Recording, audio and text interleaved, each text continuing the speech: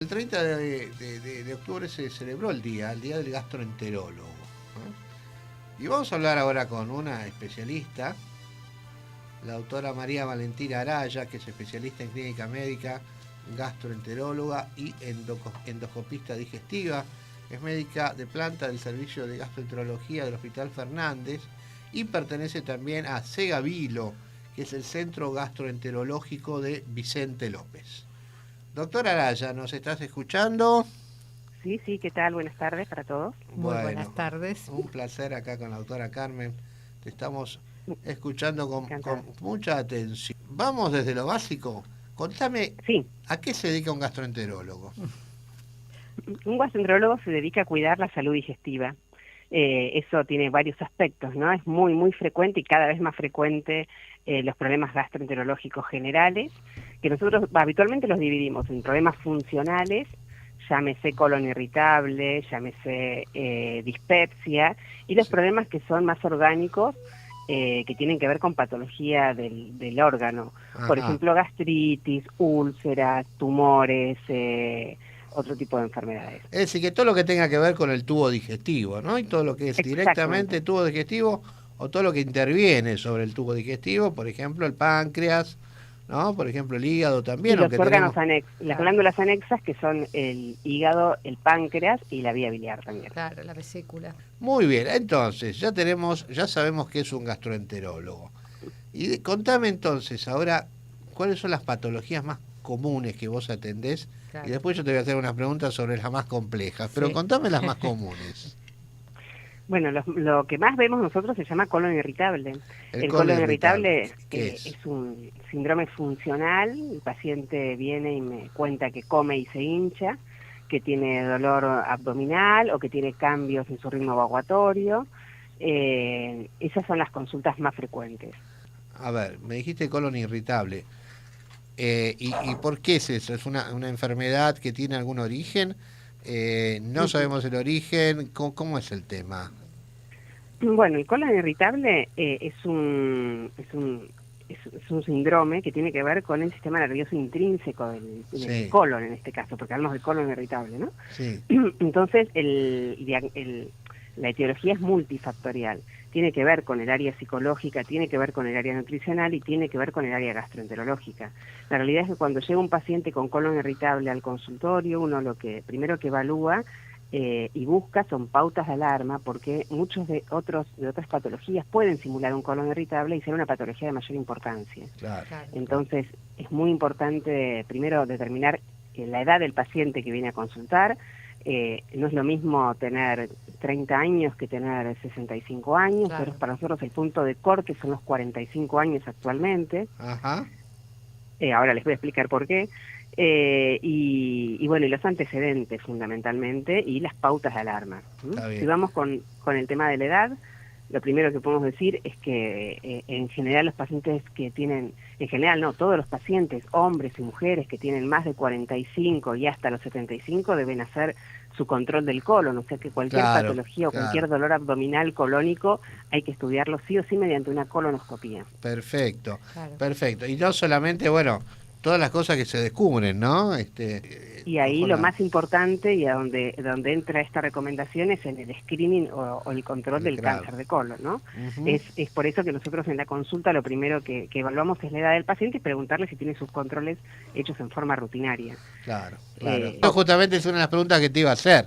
La importancia de realizar la videocolono, ¿no? A partir de los 40, por todo lo que estamos viendo, ¿no? Que vemos que miles de personas mueren por año debido a cáncer de colon, ¿no? Que pudo haber sido sí, en Argentina diagnosticado. se sabe que 25 personas por día mueren por cáncer de colon. Ah, es una Entonces la barbaridad. recomendación internacional, que antes era desde los 50 años empezar a hacer los controles, la verdad que disminuyó a los 45 A los años. Es una 45. recomendación de 45. los últimos años. Ok. Perfecto, perfecto. Nosotros en el programa insistimos en estos controles, sí.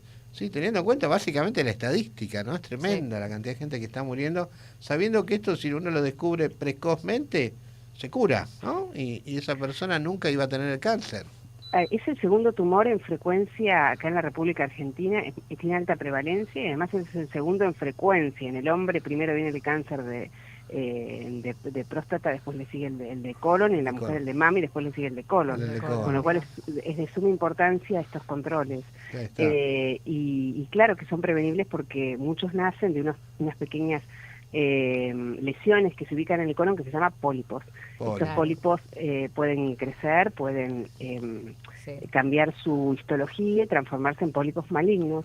Es una enfermedad altamente prevenible porque tarda muchos años en crecer estos pólipos. De ahí que la colonoscopia no tenga que hacérsela anualmente como si uno hacen el examen mamario u otras patologías. Con hacérsela cada 5 años es suficiente. Antes se decía cada 10 años, debido a la alta prevalencia, esto se tiende a achicar en 5 años. La realidad es que el colon es un órgano difícil de evaluar, tiene muchas variables, la preparación colónica. Y qué difícil, qué complicada cada vez que nos hacemos eso, ¿no? La preparación. La preparación qué lo más difícil feo. Hay que pensar que la preparación colónica antes era muy engorroso para el paciente. Nosotros, gastroenterólogos, sabemos el esfuerzo que significa para el paciente prepararse. Hoy en día hay preparaciones que son más sencillas, ya no es todos los 4 líquidos de laxante que uno tiene que tomar. En realidad hay preparaciones que son más sencillas y que son más fáciles de abordar. Buenísimo. Así que no hay que tenerle miedo a la preparación, porque es mucho más en esa balanza los resultados positivos y la prevención que se realiza con el estudio. Una pregunta, ¿es real que los arándanos ayudan mucho a prevenir el cáncer de colon? No hay ningún estudio que avale el uso masivo de ningún alimento. La realidad es que una dieta que sea con alto contenido en fibra, bajo contenido en carnes, el ejercicio, mantener un peso estable, no fumar, no tomar alcohol, son los únicos factores que ayudan de prevención primaria, a los iniciales. Pero no hay que olvidar que también existe un componente genético, si uno tiene antecedentes familiares, de padres sobre todo, y mucho más si estos fueron padres jóvenes que tuvieron cáncer de colon o pólipos en el colon, eso aumenta mucho más obtener el riesgo de cáncer de colon. A ver, María, te voy a hacer algunas preguntas que la gente hace habitualmente y que me parece que son enfermedades bastante comunes. Por ejemplo, ¿qué es el reflujo? ¿No? Ahora parece, no tengo que se puso de moda, pero se habla mucho más ahora de reflujo que antes, ¿no? Y también una pregunta. Yo soy otorrino y entonces vemos muchas laringitis por reflujo. Y la realidad es que en los últimos meses y el último año estamos viendo cada vez más. Ese es un motivo grande de consulta, lo que es reflujo, carraspera, cambios en la voz y demás. Bueno, muchas veces el otorrino nos ayuda con su examen y observa que hay una laringitis posterior, una laringitis por reflujo, ven inflamada la laringe, y esto puede ser debido al reflujo gastroesofágico. Ahora hay que... ¿Influye mucho el estrés? No necesariamente. La realidad es que el reflujo se provoca porque el sistema, el complejo sistema que hace que se cierre el esfínter esofágico inferior y el alimento quede en el estómago y no refluya al esófago, que es un órgano no preparado para el ácido del estómago. Por lo tanto, ese reflujo, hay pacientes que lo sienten, que tienen un estómago más sensible y sienten enseguida cualquier reflujo manifestado como un ardor retroesternal, como reflujo. A veces refluye mismo la comida y se llama regurgitación, a veces es aire, entonces hay eructos, repetir la comida y ese tipo de situaciones.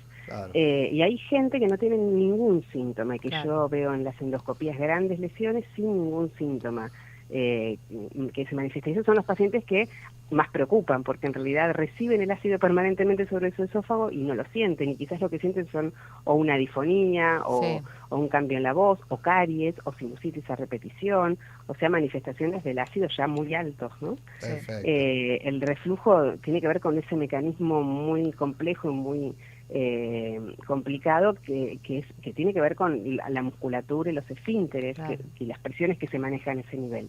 Ahora, el estrés genera que uno coma rápido, que coma nervioso, que coma rápido. Eso hace que el estómago se distienda y que no haga su vaciamiento correctamente. Entonces suelen uno comer mal, comer alimentos que no son fácilmente digeribles, que permanecen más tiempo en el estómago, y eso sí genera reflujo. Entonces, si a mí me dicen tengo reflujo cuando estoy más nervioso, y sí, seguramente uno come diferente, come más, come nervioso, y eso hace que este peor, mecanismo, pero que tiene que ver con el estómago, con el vaciamiento en el estómago, retarda el vaciamiento gástrico y tiende a haber más reflujo. ¿Y también influye a la noche si se acuestan inmediatamente después de la cena?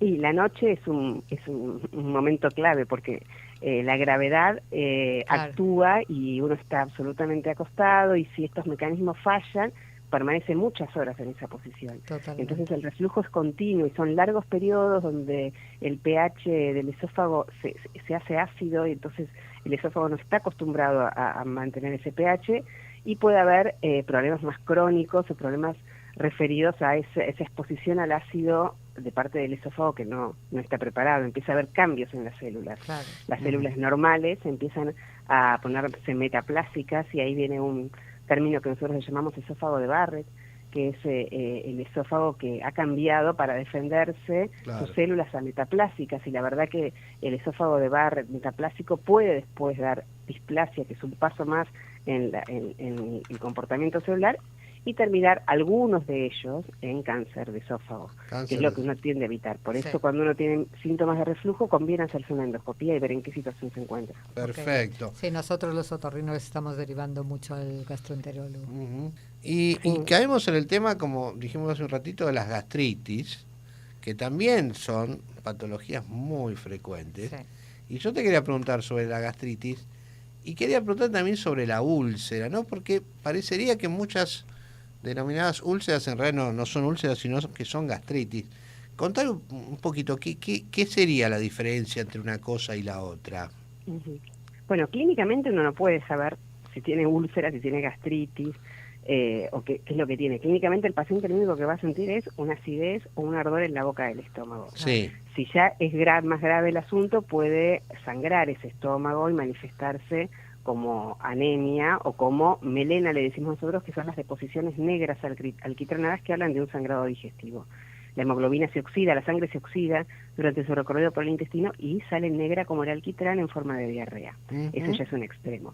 Volviendo a la gastritis, podemos decir que las gastritis es la inflamación de la mucosa gástrica, que si permanece la acidez termina siendo erosiones, y si permanece la acidez todavía terminan siendo úlceras, y la úlcera ya es como un afta en el estómago que puede ser cada vez más profunda y puede erosionar un vaso y dar el sangrado digestivo, y puede ubicarse tanto en el estómago como el duodeno.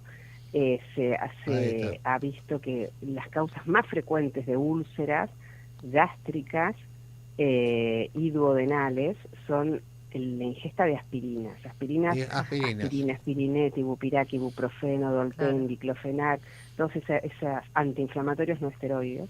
Bien. Muchas veces la gente lo toma por prevención, porque le dijo un vecino, porque le parece que le hace bien, pero esto hay que tener mucho cuidado con la sobremedicación. Y otro agente etiológico, sobre todo para las úlceras duodenales, es una bacteria que se llama Helicobacter pylori, y que es endémica en América Latina, y mucha gente la tiene, forma parte de la flora habitual del estómago, pero en la gente que le da, que esa bacteria genera gastritis, inflamación histológica y úlceras, bueno, hay que tratarla y erradicarla. Perfecto. Muy bien. Entonces quedamos que la úlcera es una situación mucho más grave, pero es menos frecuente que la gastritis. Sí, es menos frecuente que la gastritis. Que eso la realidad es que hasta no verlo endoscópicamente uno no puede saber demasiado. Claro, sino que hay que hacer estudios, hay que hacer exacto. Bueno, yo te estoy paseando, parece que estuviera tomando examen, ¿no? Un examen de gastroenterología. Espero que esté bien el examen. Mirá, yo fui docente de una cátedra de obstetricia, así que he tomado muchas veces exámenes. Sabe tomar exámenes, sí. Vos también, ¿no? ¿Sos docente? Sí. Bueno, tal cual. Entonces sabes que tomar examen es ir tomando el final, ¿viste? Vas tomando, le paseas por todo el programa. Todo, igual son momentos de mucho aprendizaje para ambos lados. Exacto. Igual mucho más, no te voy a preguntar mucho más porque tampoco tenemos mucho más tiempo. Pero me quiero centrar en otra cosa que sí es muy delicada, que es el tema de la pancreatitis, ¿no? Contame un poquito, porque sé que la pancreatitis es una situación mucho más delicada, mucho más difícil. Más peligrosa. Más peligrosa. ¿Por qué ocurre esto, María? Bueno, las pancreatitis es la inflamación de la glándula pancreática, la cual está atravesada y su funcionamiento está determinado por varios conductos, que son los conductos que unen la vesícula y que lo unen con las secreciones del hígado. O sea, es un sistema de conductos muy pequeñitos que unen el hígado, la vesícula y el páncreas. Cuando cualquiera de esos conductos, por alguna razón, se tapan, que es la causa más frecuente, una de las causas más frecuentes, que es la pancreatitis biliar, de origen biliar, cuando uno de esos conductos se tapan, es como tapar una cañería, entonces aumenta la presión adentro de esos conductos. Los líquidos y líquidos enzimáticos que van por el páncreas no pueden ser eliminados, aumentan en sangre, se inflama la glándula, y si se inflama la glándula puede haber infección, y la infección lleva abscesos y lleva un cuadro mucho más grave. Esa es una de las causas más frecuentes. Y a eso nosotros le llamamos pancreatitis de origen biliar. Otras causas de pancreatitis que también es muy frecuente es el alcoholismo. Las pancreatitis de origen alcohólico también son una de las causas más frecuentes. Y por último hay otro gran... mucho menos frecuentes de causas de pancreatitis. Están las pancreatitis de origen inmunológico, las pancreatitis de origen tóxico por medicamentos, y existen desde ya que las pancreatitis que las originan tumores generados en el páncreas que tapan estos conductos desde afuera hacia adentro o los presionan, entonces aumenta la presión adentro de la glándula y se genera la pancreatitis. Puede ser una cosa grave, ¿no? También es frecuente la pancreatitis o los tumores de páncreas por fumar marihuana. No lo tengo tan claro eso. No, me parece que no. Sí, con el alcohol está ampliamente relacionado. La biliar y la alcohólica son las dos por lejos más frecuentes. Claro, el alcoholismo. Tenemos el dato del hígado, ¿no? Tenemos el hígado que también está influenciado por el alcohol, ¿no? Que tenemos nuestro hígado graso, tenemos nuestra cirrosis, y después el páncreas termina sufriendo, ¿no? Junto con la litiasis. Las clínicas es el dolor abdominal, que es muy, muy intenso, vómitos, y la coloración amarilla tiene que ver con la falta de drenaje de estos líquidos de la bilis que sale del hígado y que llega al mismo conducto donde también viene el conducto pancreático. Así que esas son las pautas de alarma. El paciente que tiene pancreatitis se manifiesta de esta manera. El paciente que además tiene pérdida de peso, o el paciente que tiene antecedentes familiares de cáncer de páncreas, pérdida de peso, que tiene una diabetes en mayores de 60 años, y de novo, ellos hay que estudiarles el páncreas. Y la mejor manera de estudiar el páncreas es con una tomografía.